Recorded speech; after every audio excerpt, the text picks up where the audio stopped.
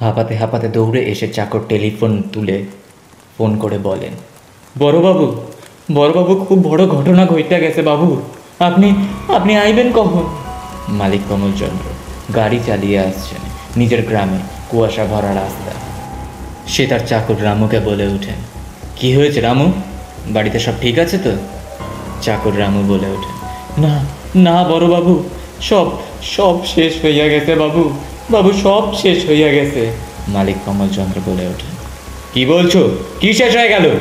চাকর রামু বলে ওঠেন, আপনার তৈরি ভিলায় নাকি ভূত দেখা গেছে বাবু, সেই ভূত নাকি কাউরে সারে নাই বাবু, কাউরে সারে নাই।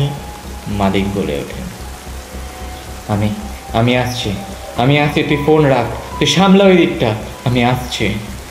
এরপর কমলচন্দ্র নিজে নিজেই আওড়াতে থাকে, এ কি দুর্যোগ হলো আবার, এইসব কি বলছে, আমার স্বপ্ন ভিলার ওপর কার নজর পড়লো, কিছুই বুঝতে পারছি না। এই বলতে না বলতেই হঠাৎ একটি কালো বিড়াল গাড়ির সামনে এসে পৌঁছায় এবং সঙ্গে সঙ্গেই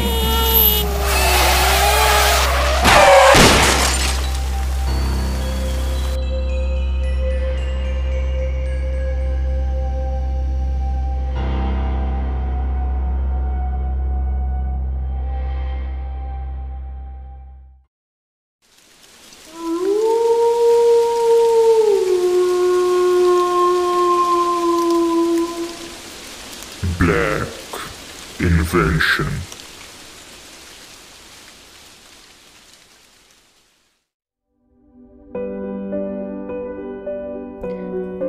সবাইকে সুস্বাগতম জানাই ব্ল্যাক ইনভেনশনের তরফ থেকে। আজকের গল্প নিজের হাতে লেখা আর এক অদ্ভুত রকমের আতঙ্কের ছাপ রেখে যাওয়া গল্প। আর ভোকালে থাকছে এই আতঙ্কের গল্পের আড্ডায় আপনাদের সকলের প্রিয় মৃদ, রাতুল আর আমি আদিত্য।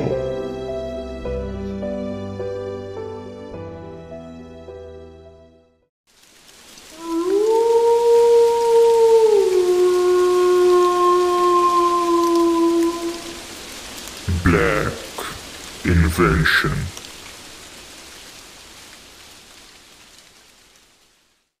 গল্পটা 19 শতকের গল্প। গল্পটি মায়াবীর ভিলা নিয়ে। এই ভিলা নিয়ে গল্পের মূল প্রেক্ষাপট উত্তর মেদিনীপুর জেলার একটি গ্রাম, যেই গ্রামের জনসংখ্যা আশেপাশের গ্রাম জনসংখ্যার থেকে খুবই বেশি। এই গ্রামে দুই জমিদারি বাড়ির ছেলেকে নিয়ে গল্পটি। বাবা সদ্য মারা যাবার পর দুই ভাইয়ের মধ্যে নেমে আসে বিবাদ। সেই জমিটি নিয়ে কোন ভাই পাবে তখন তা নিয়ে কোর্ট কাছারি করা হয় এবং ভাগাভাগি করা হয়, এবং বড় ভাই সেই জমিটি পায় এবং ছোটো ভাই তার বাবার বাড়িটি পায়। সেই বাড়িটি তার কখনোই পছন্দ ছিল না, কিন্তু কোর্ট বিচারক যা বলবে তাই করতে হবে। এই খবর পাওয়ার পর বড় ভাই খুব খুশি হয় এবং সেই বড় ভাই সিদ্ধান্ত নেয় তার বাবার স্বপ্ন সে পূরণ করবে, কারণ তার বাবার স্বপ্ন ছিল একটি ভিলা সেখানে বানাবেন। তার বড় ভাই তার বাবার ইচ্ছে পূরণ করার জন্য সেখানে একটি ভিলা বানান এবং সেই ভিলার নাম দেন মায়াবীর ভিলা। সেই ভিলা বানায় তার বড় ছেলে কমলচন্দ্র রায়। খুব আনন্দ হয়, কারণ সে তার পিতার স্বপ্ন পূরণ করে। 2-3 মাস ভিলা ভালোই চলে। অনেক দূর দূরান্ত থেকে গ্রামের মানুষ আসে সেখানে চলচ্চিত্র নাটক করতে।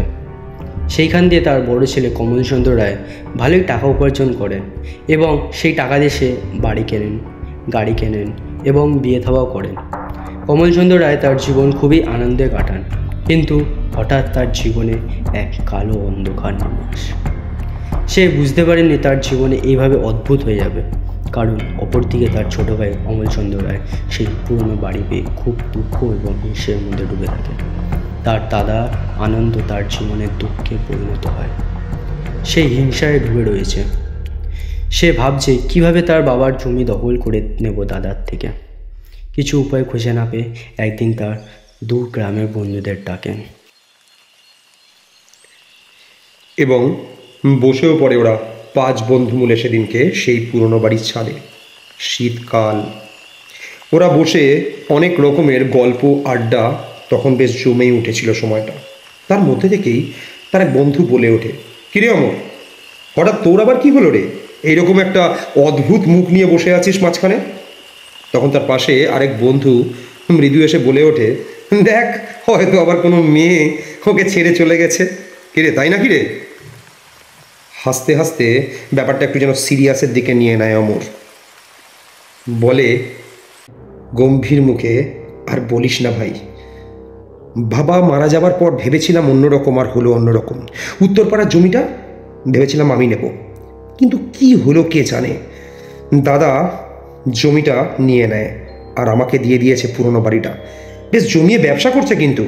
আর আমি দেখ সেই পুরনো বাড়িটা নিয়ে পড়ে রয়েছি। কি করা যায় বলতো তোরা?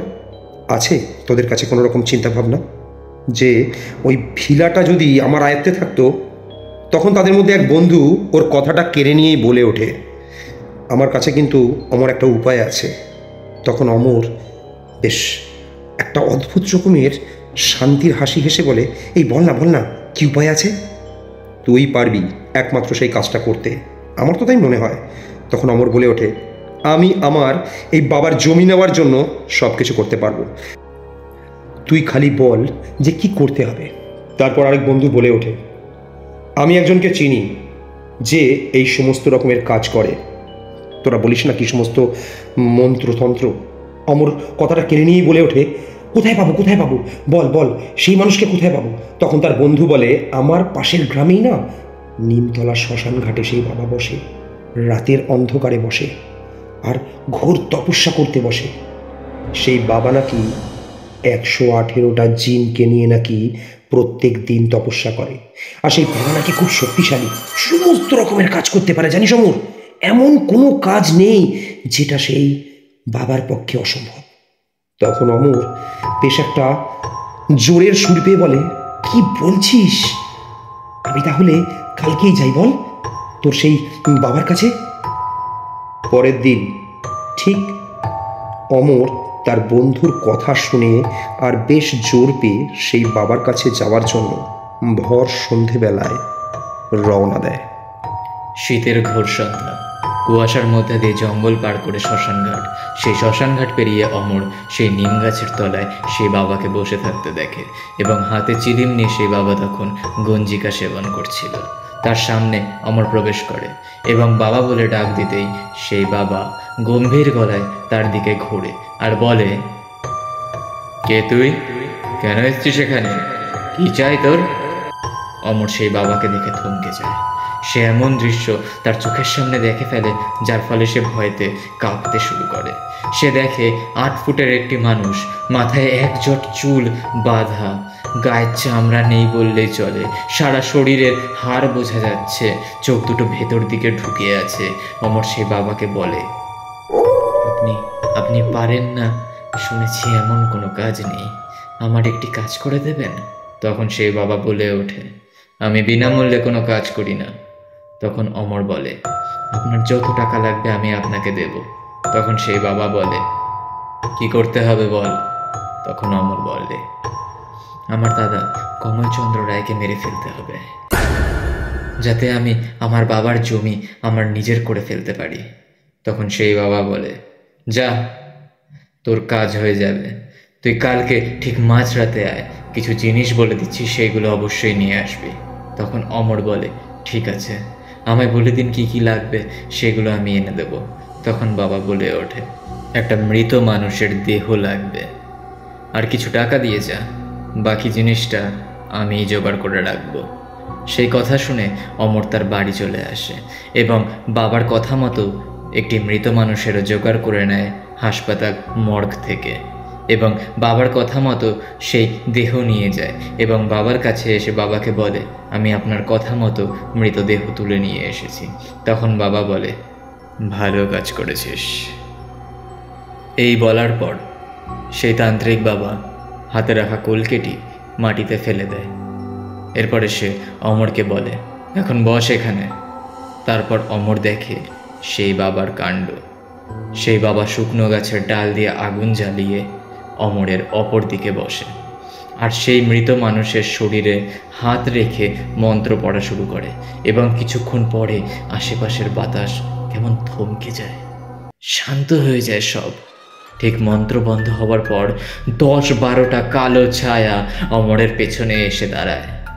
অমর অনুভব করতে পারছে যে অমরের পেছনে কেউ যেন দাঁড়িয়ে আছে। তখন অমরের শরীর ঠান্ডা হয়ে যায়। তখন বাবা বলে ওঠে, বল বল বাছা, কিভাবে মারতে চাস তোর দাদাকে? একেবারে মারবি নাকি দিনে দিনে প্রত্যেক দিন আস্তে আস্তে ওকে শেষ করবি? তখন অমর বলে ওঠে, আমি চাই আমার দাদা এই কয়েক মাসে যা যা উন্নতি করেছে, যেই নাম বানিয়েছে, সেই সব প্রথমে আমার হয়ে যাক, তারপর তাকে মেরে দেব। বাবা বলে ওঠে, ঠিক তাই হবে। আমি আমার 12টা জিনকে সেই ভিলায় পাঠাচ্ছি সব শেষ করে দেওয়ার জন্য। তুই চিন্তা করিস না, তুই আমায় 901 টাকা দিয়ে চলে যা। তারপর অমর সেই বাবাকে টাকা দেয় এবং সেইখান থেকে বেরিয়ে পড়ে। কমলচন্দ্র একদিন তার কাজ করে সন্ধেবেলা তার বাড়ি ফিরছিল। তখন তার কাছে তার চাকর রামুর ফোন আসে। হাঁপাতে হাঁপাতে দৌড়ে এসে চাকর টেলিফোন তুলে ফোন করে বলেন, বড়বাবু খুব বড় ঘটনা ঘটে গেছে বাবু, আপনি আপনি আইবেন কখন? মালিক কমলচন্দ্র গাড়ি চালিয়ে আসছেন নিজের গ্রামে কুয়াশা ভরা রাস্তা। সে তার চাকর রামুকে বলে ওঠে, কি হয়েছে রামু, বাড়িতে সব ঠিক আছে তো? চাকর রামু বলে ওঠে, না না বড়বাবু, সব সব শেষ হইয়া গেছে বাবু, বাবু সব শেষ হইয়া গেছে। মালিক কমলচন্দ্র বলে ওঠেন, কি বলছো, কি শেষ হয়ে গেল? চাকর রামু বলে ওঠেন, আপনার তৈরি ভিলায় নাকি ভূত দেখা গেছে বাবু, সেই ভূত নাকি কাউরে সারে নাই বাবু, কাউরে সারে নাই। মালিক বলে ওঠেন, আমি আসছি, তুই ফোন রাখ, তুই সামলা ওই দিকটা, আমি আসছি। এরপর কমলচন্দ্র নিজে নিজেই আওড়াতে থাকে, এ কি দুর্যোগ হলো আবার, এইসব কি বলছে, আমার স্বপ্ন ভিলার ওপর কার নজর পড়লো, কিছুই বুঝতে পারছি না। এই বলতে না বলতেই হঠাৎ একটি কালো বিড়াল গাড়ির সামনে এসে পৌঁছায় এবং সঙ্গে সঙ্গে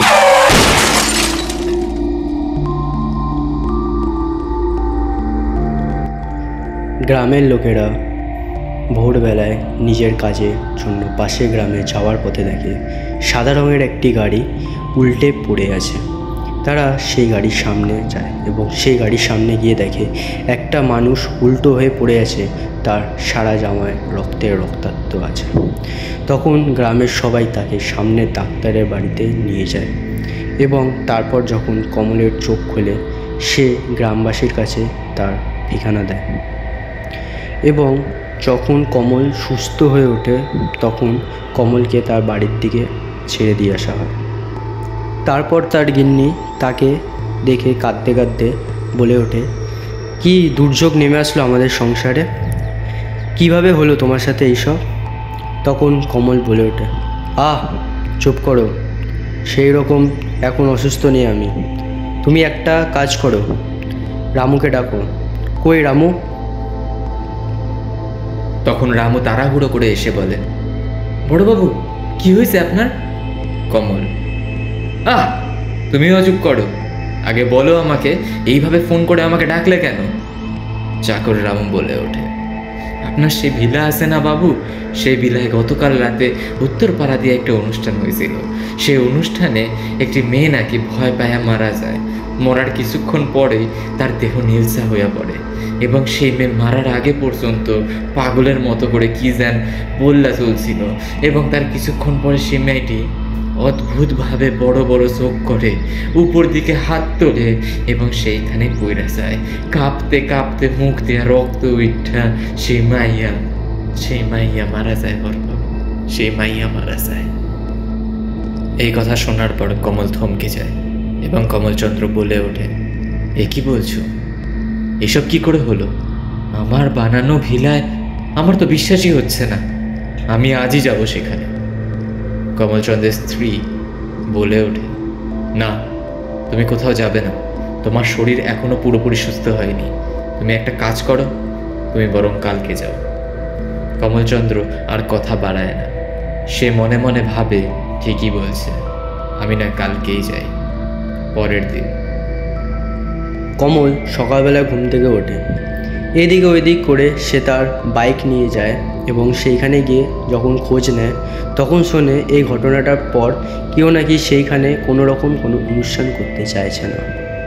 তখন কমল বলে আজকেই হবে অনুষ্ঠান, আমি দেখব কি ঘটছে এখানে।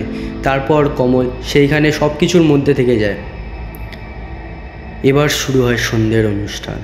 প্রথমের দিকে সব কিছু ভালোই চলে, কিন্তু তারপর শুরু হয় সেই 12টা ঝিনের উৎপাত। বাইরে অন্ধকার নেমে আসে এবং ঝোড়ো হাওয়ার সাথে সাথে বিদ্যুৎও চমকানো শুরু করে এবং ভারী বৃষ্টিপাত শুরু হয়। তখন হুট করে অনুষ্ঠান চলাকালীন কারেন্ট চলে যায় এবং সেই ভিড়ের 70 জন মানুষ ভয়ে আহত হতে শুরু করে এবং 70 জন মানুষ এদিক ওইদিক করে যে যেইখান দিয়ে পারে পালানো শুরু করে। কমল তখন খেয়াল করে তার ভিলার টিনের ওপর কে যেন দৌড়াচ্ছে।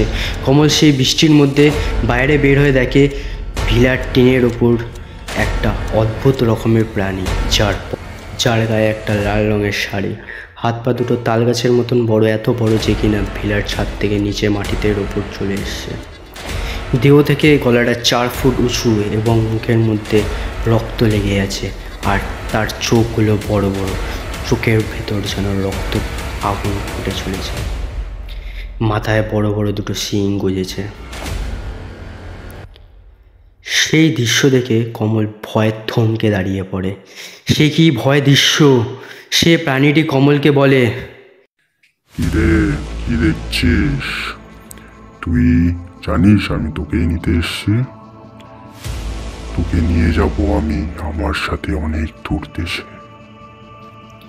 কমল সেই দৃশ্য দেখে ভয়তে এক দৌড়ে তার বাইকে বসে সেইখান দিয়ে জোরে গাড়ি চালিয়ে নিজের বাড়ির দিকে রওনা হয়।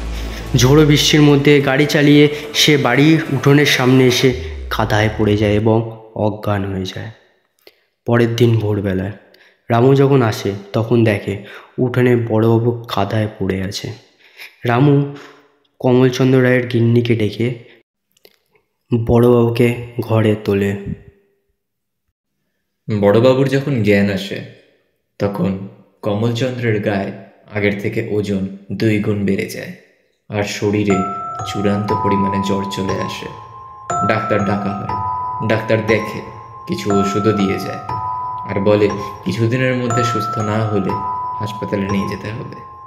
তার পাশের গ্রামের লোকেরা হিংসায় বলতে বলতে চায়, আজকে মায়াবীর ভিলায় আগুন লাগিয়ে দেব, এইরকম ভুতুরে ভিলা থাকার থেকে না থাকাই ভালো। কমলচন্দ্রের পুরো মন ভেঙে যায়। দিন দিন শরীর শেষ হতে থাকে তার গিন্নিও ভেঙে পড়ে এরূপ অবস্থা দেখে।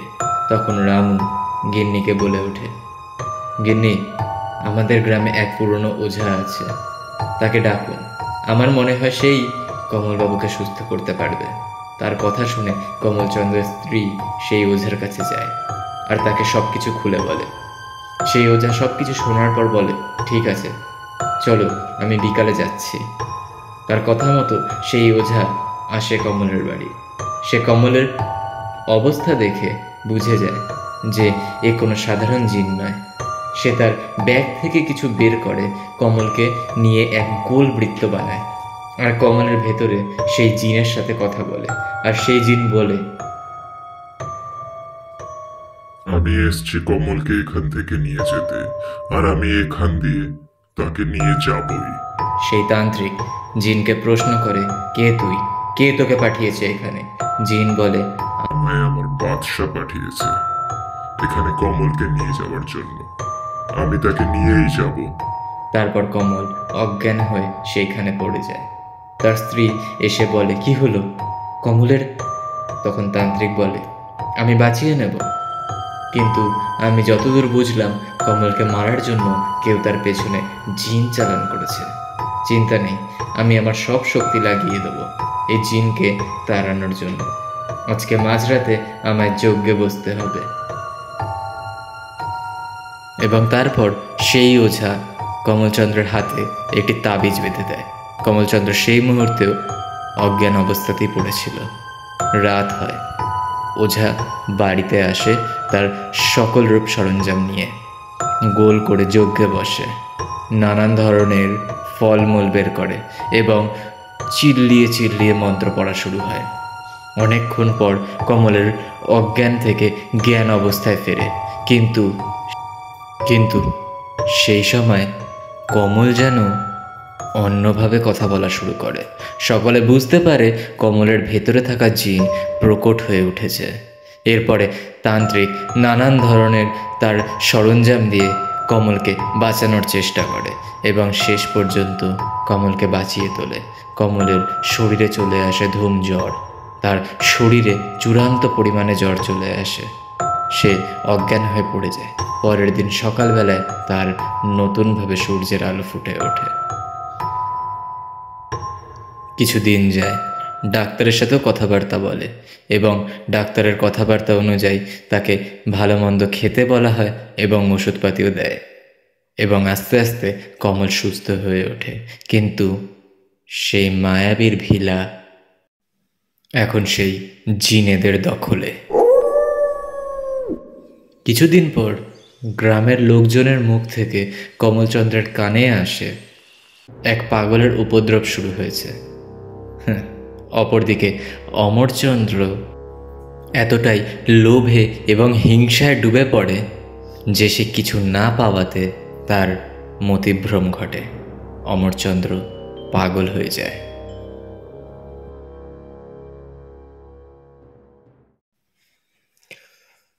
নমস্কার বন্ধুরা, কেমন লাগলো মায়াবীর ভিলার এত সুন্দর একটা জার্নি? আমাদের তো বেশ লাগলো। আগেই জানিয়ে রাখি, এই এত সুন্দর গল্পটা এত সুন্দর ফিলিংস দিয়ে সব কিছু দিয়ে লেখা হচ্ছে আমাদের রাতুলের। বন্ধুরা, কেমন লাগলো সেটা কিন্তু আমরা যত না বলবো আপনারাই বলবেন আমাদের ব্ল্যাক ইনভেনশনের এই আতঙ্কের আড্ডায়।